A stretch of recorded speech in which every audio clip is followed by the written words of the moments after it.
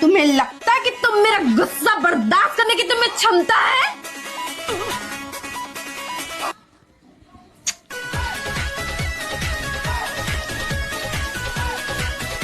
औरत जब रसोई में खाना बना रही थी तभी उसने एक अजीब बात देखी। जो अंडा मुर्गा अभी अभी देकर गया था वो अंदर से बिल्कुल खाली था। उसे यकीन नहीं हुआ तो उसने एक और अंडा उठाया, लेकिन उसमें भी कुछ नहीं निकला। जब तक वो सारे बचे हुए अंडे चेक करती तब तक पता चला कि पूरा टोकरा ही खराब अंडों से भरा है। पहले तो उसे लगा कि शायद मुर्गा ही कमजोर हो गया है तभी ऐसा हो रहा है, पर बात यही नहीं रुकी। और भी अजीब चीजें उसके पीछे पीछे होने लगी। जैसे ही वो खिड़की के कांच साफ कर रही थी उसे पीछे से महसूस हुआ कि दीवार धीरे धीरे उसकी ओर खिसक रही है। जब तक वो कुछ समझ पाती दीवार ने उसे जोर से कांच पर जा पटका, लेकिन जैसे ही दीवार उसे पूरी तरह दबाने ही वाली थी अचानक सब कुछ वापस पहले जैसा हो गया। उसे लगा शायद दिमाग घूम गया है, लेकिन जब उसने देखा कि कांच पर उसका फाउंडेशन, चेहरे की क्रीम अभी भी चिपका हुआ था तो रोंगटे खड़े हो गए। फिर पता नहीं उसे क्या हुआ, उसने फटाफट प्लास्टिक की रैपिंग उठाई और अपने चेहरे पे लपेटनी शुरू कर दी। एक परत, दो परत, जब तक पूरा चेहरा ढक नहीं गया वो नहीं रुकी। चेहरा मरोड़ने लगा, सांस लेना मुश्किल हो।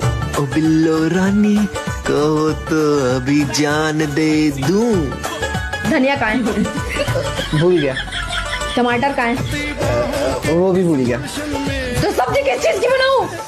अरे तो ऑनलाइन ऑर्डर कर लेंगे। तुम ना हो गया। लेकिन उसने उस रैप को पकड़ के रखा। सांस घुटने लगी तो वो बेकाबू होकर रगड़ने लगी, पर रास्ता नहीं मिला। आखिर में मजबूर होकर उसने अपने नाखून से रैप को मुंह के पास फाड़ा। जैसे ही हवा अंदर गई वो मौत के मुंह से वापस आई। पर ये सब वो खुद को मारने के लिए नहीं कर रही थी। उसे अचानक एक बहुत बड़ी सच्चाई का एहसास हुआ था। इसी बीच उसके पास पड़ोस वाली का फोन आया। वो रोते हुए बोली, तुरंत यहाँ से भाग जा, किसी पर भरोसा मत करना, खासकर अपने मर्द पे भी नहीं। औरत हक्की बक्की रह गई। वो जैसे ही पड़ोस में पूछने,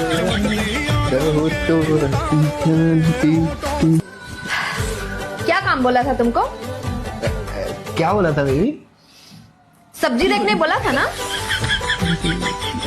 भूल गया था। जाके सब्जी देखो, पूरा चल गया। अरे तुम टेंशन मत लो, मैं हूँ ना, बस थोड़ा सा टाइम दो, मैं तुम्हारे लिए सब्जी बनाता हूँ। गुस्सा निकली कि माजरा क्या है। उसने जो देखा उसने उसके पैरों तले जमीन खिसका दी। औरत घबराकर देखती है कि पड़ोसी छत के ऊपर अजीब हालत में खड़ा है। जैसे ही वो कुछ पूछने वाली थी वैसे ही वो नजारा आंखों से ओझल हो गया। अचानक से उसी रात औरत का सब्र टूट गया और उसने अपने आदमी से सवाल ठोक दिया, ये सब क्या हो रहा है? आखिर असल में बात ये थी कि जहाँ छोटी सी मेह रहती थी वो सोसाइटी बिल्कुल परफेक्ट दिखती थी। मर्द लोग दिन में बाहर काम पे चले जाते और औरतें घर में धूप सेंकती, योगा करती और सुकून से जीती। लेकिन फिर जो हुआ उसने मेह की नींदें उड़ा दी। हाल ही में कुछ अजीब अजीब बातें होने लगी। तभी उसको लगा कि शायद जो वो देख रही है वो असली नहीं है। जब उसने अपने आदमी से पूछा तो वो चुप्पी साध गया और न जाने कहां से एक डॉक्टर को ले आया। अचानक ही मेह को डॉक्टर के बैग में कुछ कागज दिखे। जैसे ही उसने ध्यान से देखा वैसे ही उसके होश उड़ गए। उसमें लिखा था कि एक पड़ोसी औरत को जबरदस्ती सोसाइटी से निकाल दिया गया क्योंकि उसने इलाज में साथ नहीं दिया। और फिर तभी मेह को पता चला कि उस औरत का आदमी भी साथ में निकाल दिया गया। एक पार्टी में बातों ही बातों में मेह को समझ आया कि यहाँ की हर औरत की याददाश्त 1 साल पहले की है। यानी जब वो सब यहाँ रहने आई थी यहीं से उसे समझ आया कि कुछ तो बहुत गड़बड़ है। रात को मेह अपने आदमी से गिड़गिड़ाकर कहती है कि हमको यहाँ से निकलना है। उसका आदमी ऊपर से तो हाँ कह देता है, लेकिन फिर जो हुआ वो डरावना था। जैसे ही वो दोनों गाड़ी की तरफ बढ़े वैसे ही 2 लाल कपड़े पहने आदमी आ गए। कुछ कहे बिना ही मेह को उठाकर गाड़ी में डाल दिया और सीधा उसे एक ठंडी लोहे की मेज पर ले गए। वो होश में ही थी जब उसने सुना वो लोग उसकी याददाश्त फिर से मिटाने की तैयारी कर रहे थे। उसका शक खत्म करने के लिए जैसे ही बिजली का झटका लगा वैसे ही उसके सामने सब कुछ साफ हो गया। उसको याद आया कि वो खुद एक डॉक्टर थी और उसका आदमी बस एक बेरोजगार प्रोग्रामर। वो दोनों एक गरीब मोहल्ले में रहते थे जहाँ तंगी और झगड़े ही झगड़े थे। उसका आदमी इन सब से भाग